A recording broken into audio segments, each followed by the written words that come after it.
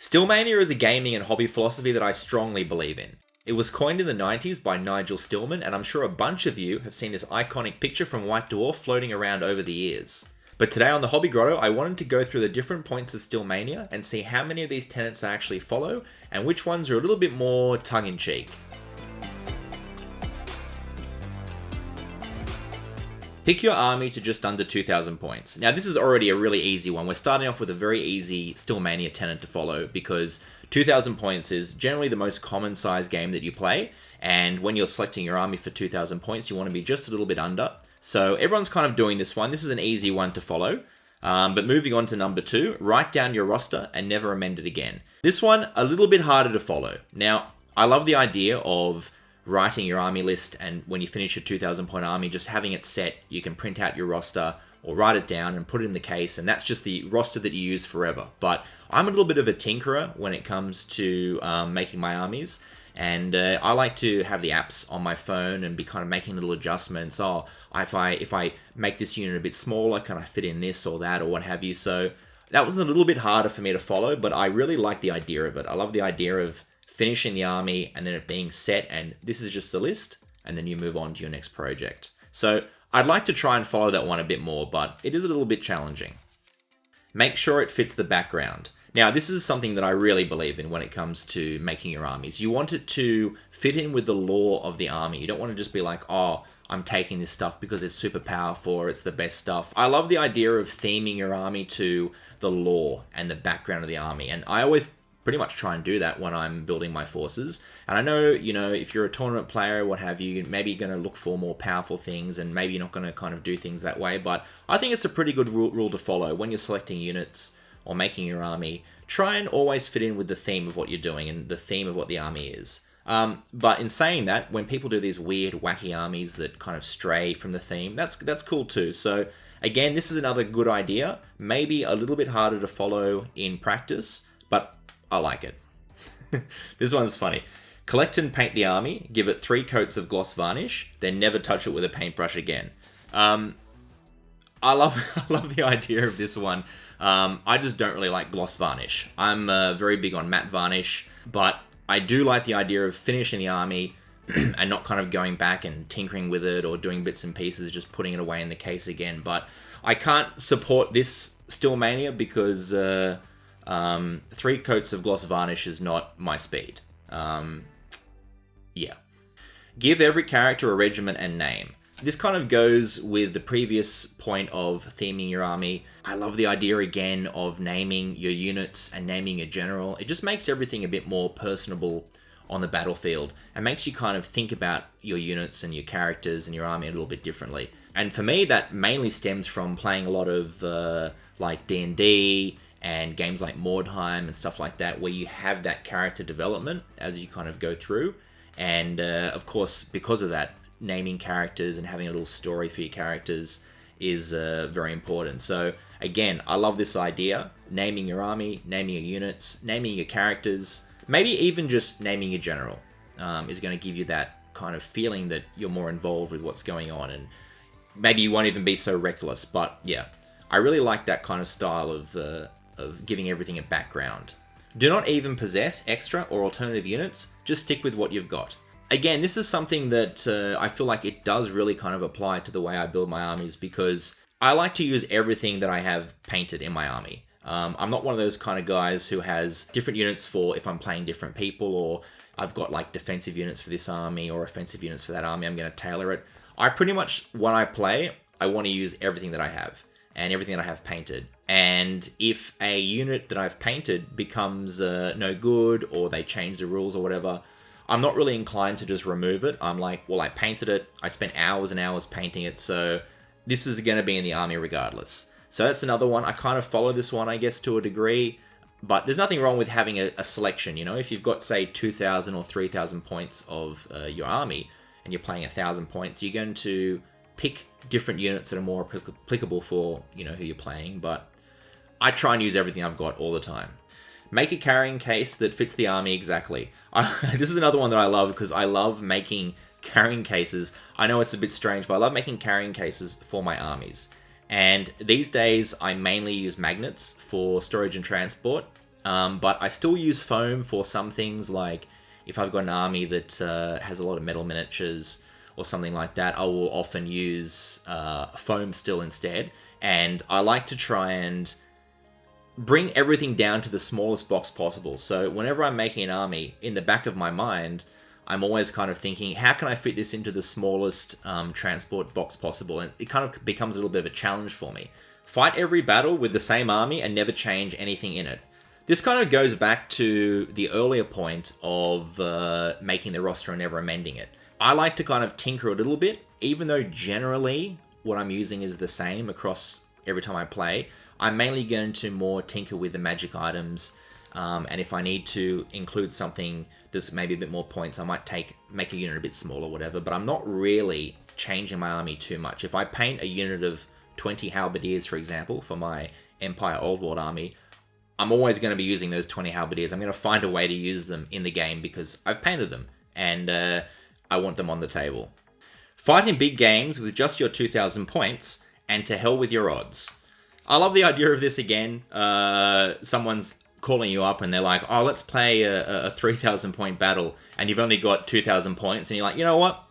I'm just going to play it anyway. I'll play my 2,000 points against your 3,000 points. This is not something that I've ever done. I kind of like to, when I play games, have it even. Bit more of a kind of funny one, I think, this one, but I like it anyway. I like the idea of being like, you know what?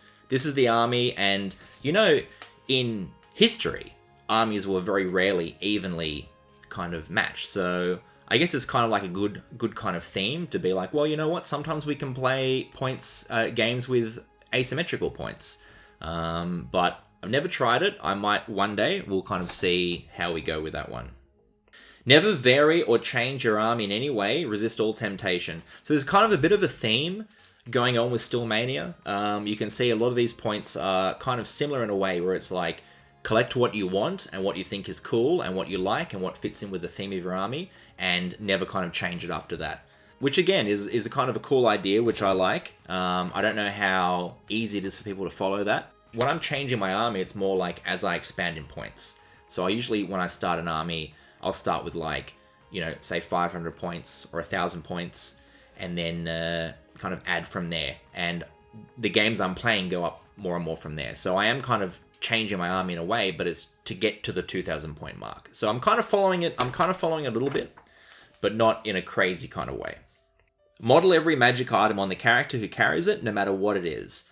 This is one I don't think I can get behind. I love the idea of modeling your characters, and like, you want to be pretty good with what you see is what you get. You know, you don't want it to be crazy, but you know, if my general has a sword and I want to give him a magic axe, for example, as a magic item, I'm just going to do that. I'm not going to make a new model with an axe. But I do feel like I follow it a little bit, because the other day I was writing an army list for my Empire army, and there's a magic item that is like a cape, and it's very similar to another magic item which is just like a talisman, and the cape is slightly better, but my model doesn't have a cape on it, so I kind of feel a bit weird sometimes using the cape, because I'm like, he doesn't have a cape on the model. So I guess, yeah, I do kind of follow this a little bit, but again, not like stringently, not like a crazy stringent, like everything must be exactly what it looks like, because, I mean, it's too hard to keep up with that stuff. What you see in the army is what you get. Take this literally. Kind of similar to the last point. I think it's a good rule of thumb to try and make everything as representative as possible.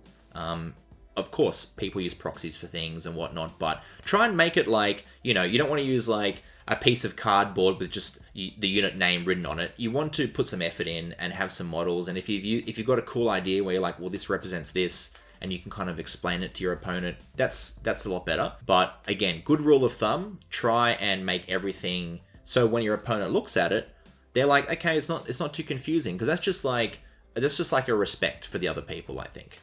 Always give your opponent the benefit of the doubt. I really like this one because I think like having that level of sportsmanship in games is really important.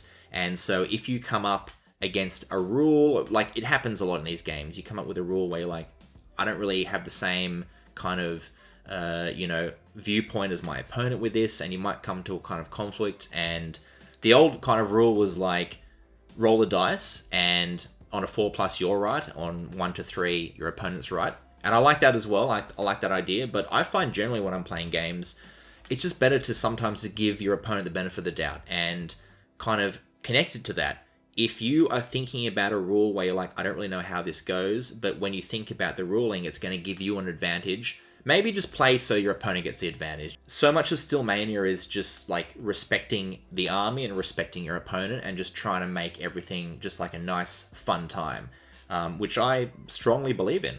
Who cares if your opponents know your army composition by heart? I certainly don't. I have no problem before games with my opponents knowing what's in my army. Generally, in my gaming group, when we're playing a game, when we organize a game, we'll just send the army list that we're using a couple of days before or the day before so they can see it. I think that's just like a good sportsmanship practice. So I have no problem with anyone knowing what's in the composition of my army. Even magic items, I'm like, you know, that's just, I see what you've got and you see what I've got, and then we just kind of go from there. So I definitely follow this one, and most of my friends, pretty much all my friends, follow this one too.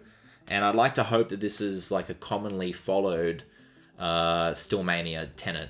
Let the only surprises be your deployment and your tactical moves. Again, this is very connected to the last point. Let your opponent see what's in your army. There's nothing wrong with that at all, and the fun's going to come from once you guys know what's in both your armies, how you use it, and what happens with the rolls of the dice, and what happens on the table. So I like this one as well. Again, like I mentioned previously, a lot of these are kind of similar and are based around just being a good sportsman and having fun and making the game as fun as and nice as possible, like a nice experience for everyone involved. That's the goal, I think, with Stillmania. Shrug off defeat, learn the lessons, and keep on practicing. Play for the fun of playing. Again, a great philosophy. You know, everyone, when they're playing games, has good times and bad times. Sometimes, you know, you deploy your stuff and you just get wiped out really fast. Sometimes it's the other way around. But you just want to be having fun all the time. And if you get beaten, like, I like winning games. Obviously, like, everyone likes winning a game when you play a game. But I also have no problem losing a game because that's a really good way to learn. When you win, you don't really learn a lot. And if you win like hugely, like if you smash your opponent, you really don't learn anything. But if you're on the receiving end of that, you can learn a lot about it. My camera battery ran out when I was talking then, so I'm not sure how much was missed, but just to kind of go over it again, when you're playing a big kind of game and you lose, you might feel bad, but it's a great learning experience. Losing is an excellent learning experience when you're gaming. Winning is not such a learning experience. Like if you smash your opponent and grind them into the dust, it's maybe a satisfying feeling, but you don't really learn anything from it. But when I've had big defeats in games or things have gone really wrong, I've learned a lot in that moment. So you can appreciate the victories, but also appreciate when you lose because it's a learning experience. And the last, Stillmania, when you win, the excellence of your generalship will be beyond doubt.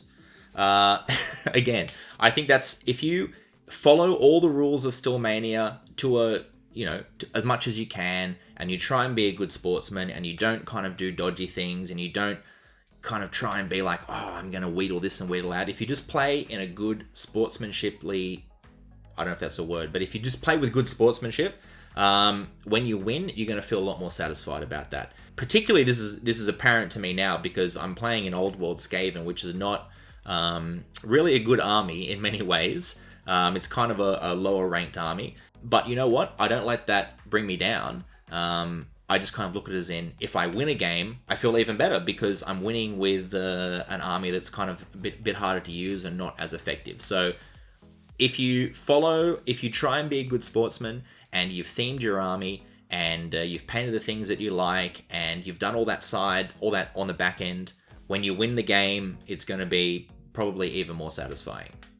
So there you have it, folks. That is Stillmania. I don't follow all of it, of course. I don't think there is anyone on the planet in the hobby that follows every single one because really it's kind of a little bit more tongue-in-cheek, but the vibes of Stillmania are to be a good sportsman and do the right thing by your opponent and respect the army and respect what you're doing and just have fun and don't try and be overly competitive. I think that is the kind of through line of all the Stillmania stuff. Is don't be one of those overly competitive people. Just have fun, and you'll find that you enjoy everything a lot more and is less stressful. And that is Stillmania, everyone. Thanks for watching, and we'll see you next time on the Hobby Grotto.